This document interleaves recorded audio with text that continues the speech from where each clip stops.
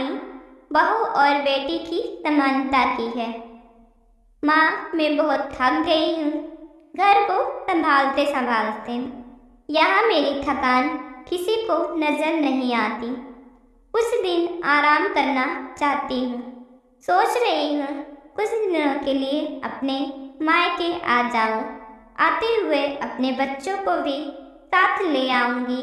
वो यहीं से स्कूल चले जाएंगे। आखिर एक ही शहर में ससुराल और मायका होने का कुछ तो फायदा मिले। नम्रता ने फोन पर अपनी माँ से कहा। पार्वती जी ने दूसरी तरफ से कहा, हाँ बेटा, जब तेरी इच्छा हो आ जाना। आखिर ये तेरा भी तो घर है। ठीक है माँ, तो मैं कल ही आ जाऊंगी। नम्रता खुश होकर बोली। हाँ बेटा, कल ही आ जाओ, मैं तुम्हारा इंतजार करूंगी। अभी मैं फ़ोन रखती हूँ, मुझे मंदिर भी जाना है। कमला जी ने फ़ोन रख दिया और सीधे किचन में गई। किचन में खाना बना रही बहू से बोली, अरे अनुपमा, सुनो, कल तुम्हारी ननद आ रही है।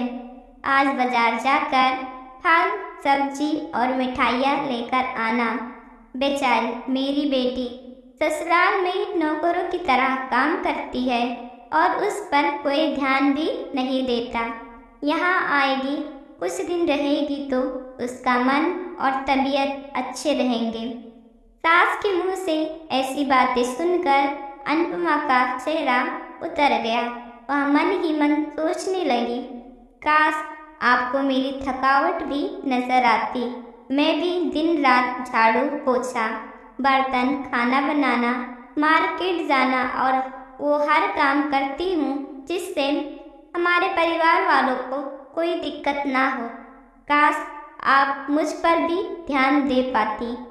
आपकी बेटी तो जब मन में आता है तब यहाँ आ जाती है, लेकिन मैं साल में एक बार ही अपनी माँ के पास जाती हूँ, तब भी आपको प्रॉब्लम ही होती है। मैं भी इंसान हूँ, मेरा भी मन है। मुझे भी लगता है अपने माँ के पास जाकर थोड़ा आराम करूँ, सुख दुख की दो चार बातें करूँ, अपना मन हल्का करूँ। भगवान, अब तुम ही कुछ करो ताकि मेरी सास की आंखें खुलें और उसे मेरी थकावट भी नजर आए। शाम तक भगवान ने जैसे अनुपमा की बातें सुन ली और उसकी ननद का फोन आया। ननद ने अपनी माँ से कहा कि उसकी सास ने उसे मायके आने के लिए मना कर दिया है, इसलिए इस बार वो नहीं आ सकती। पार्वती जी बोली, ऐसे कैसे मना कर सकती हैं? पहले तो कभी वह तुम्हें आने के लिए नहीं रोकती थी, इस बार भला क्या हो गया? लाओ मेरी बात कराओ उनसे, मैं समझाती हूँ। नम्रता ने फोन अपनी सास के पास दिया। पार्वती जी ने कहा, नमस्कार समधन जी, आपसे कुछ कहना था। समधन जी ने कहा, कहिए। दरअसल नम्रता कल त्योहार है, इसलिए अपने मायके आना चाहती है। अगर आप उसे भेज दें तो अच्छा रहेगा। नम्रता की सास ने कहा, देखिए समधन जी, आपकी बेटी मायके जाकर रहे, इस बात के लिए हमने उसे कभी नहीं रोका और इस बात से हमें कोई प्रॉब्लम भी नहीं है। कुछ दिन पहले मैंने अपने रिश्तेदार के शादी में गई थी। वहाँ आपकी बहू अनुपमा की माताजी से मिलने का मौका मिला। उनसे गपशप करने के दौरान उनकी बातों से पता चला कि अनुपमा को साल में एक बार ही मायके जाने को मिलता है और वह भी बहुत कम समय के लिए। मुझे लगता है आपको पहले अनुपमा को उसके मायके भेज देना चाहिए और जब वह मायके से होकर आ जाए तो मैं नम्रता को आपके पास भेज दूंगी। एक बहुत ज़रूरी बात है जो मुझे लगता है आपको समझ लेनी चाहिए कि आपको अपनी बहू को भी बेटी की तरह या बेटी से भी ज़्यादा प्यार देना चाहिए। उसे भी मायके जाने की इच्छा होती होगी।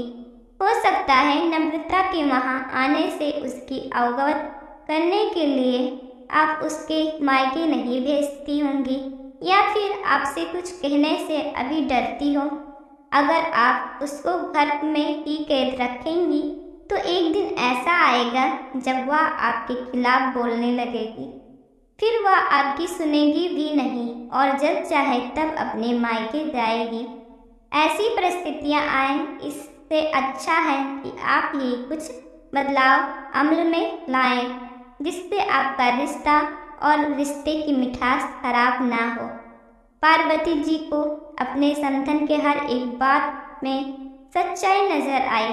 उन्होंने महसूस किया कि उन्हें अपनी बेटी के प्यार में अंधे होकर कभी भी अपने बहू के मन का विचार नहीं किया।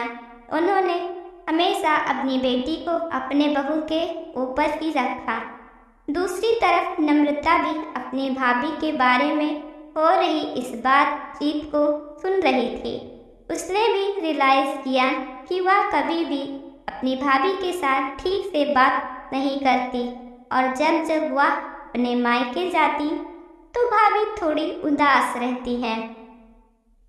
पार्वती जी ने अपनी बहू को बुलाया और उससे कहा कि अनुपमा, कुछ दिनों के लिए नम्रता नहीं आने वाली है, इसलिए पहले तुम अपने मायके होकर आ जाओ। यह सुनते ही अनुपमा का चेहरा खिल गया, क्योंकि यह पहली बार था जब उसकी सास ने सामने से उसे अपने मायके जाने के लिए कहा था।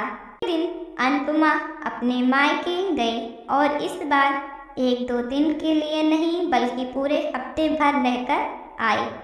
अपने माँ बाप से, अपने रिश्तेदारों से मिलकर आई और जब वह लौट कर आई तो उसका चेहरा खिला हुआ था, उसकी आंखें चमक रही थी। अनुपमा के आने के बाद नम्रता भी अपने मायके आई और इस बार वह खुद सामने से अपनी भाभी से खुशी खुशी मिली और अच्छे से बात की। नम्रता ने अपनी माँ से बात करके उन्हें भी अच्छे से समझने में मदद की कि वो कहीं न कहीं अनुपमा के साथ गलत व्यवहार कर रहे थे। दूसरी तरफ अनुपमा अपने ससुराल वालों के बदले रवैये से बहुत खुश थी। वह खुशी खुशी सबका ध्यान रखती और हर काम प्यार से करती। वह ध्यान रखती कि कोई भी ऐसी बात या काम ना करे जिससे घर में तनाव का माहौल पैदा हो।